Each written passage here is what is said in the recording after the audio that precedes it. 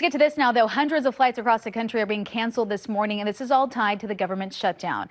We do have team coverage. Assignment manager Mark Liu is monitoring the airports, and it hasn't been great.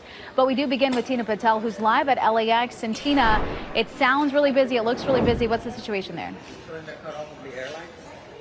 Well, right now things aren't too bad. We are taking a look, and there's a kind of this morning rush that we're getting. It doesn't seem like people are in too much of a bad mood, but they are a little worried about what could happen as the day goes on. Right now, 52 flights at LAX in and out here have been canceled, another 50 delayed, and we're sure those numbers will change.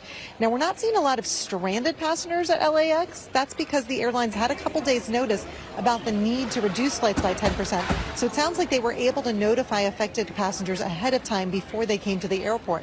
But today is just the first day of this flight reduction. It's not clear if it will work, if it will help relieve the staffing issue among air traffic controllers during this government shutdown, or if more flights might be affected in the coming days.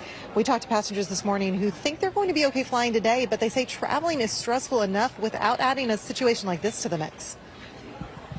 So far, United kind of said that for the next few days they've chosen what flights have been canceled, and so mine all say on time. So yeah, just hoping there's no other delays and things like that. And that passenger tells us he is set to return 10 days from now. So he's hoping that everything gets resolved. The government shutdown will be over and flights will be back to normal by the time he has a return flight. But of course, no one really knows how long this could go on. Now let's check in with Mark Liu. He's at the desk this morning taking a look at the delays and cancellations nationwide. And those numbers are kind of staggering, Mark. Yeah, it's pretty shocking, Tina. You know, the Transportation Secretary, Sean Duffy, said that it's going to be as many as 40 airports in the United States with flight cancellations and delays.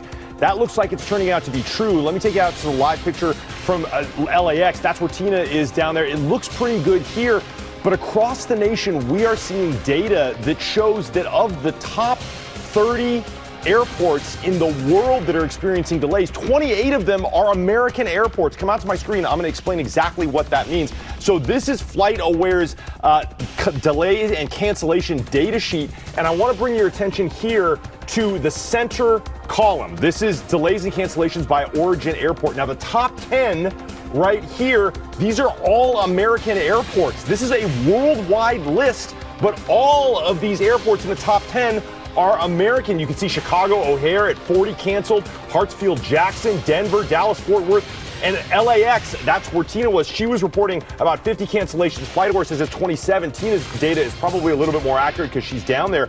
But as I scroll down, you have to get all the way down here to this airport in China, Zunyi Maotai Airport, which is in central China, before you see a non-American airport in the top 30 list that has delays and cancellations.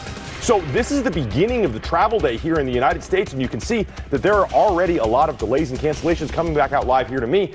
It's expected to probably get worse as the sunlight goes across the United States and more travelers are getting to the airport today. So please leave extra time because it looks like these delays and cancellations are only going to increase throughout the day. That's it here from the desk. I'll send it back to you. All right, Mark, thank you. We are CBS LA. We are yours.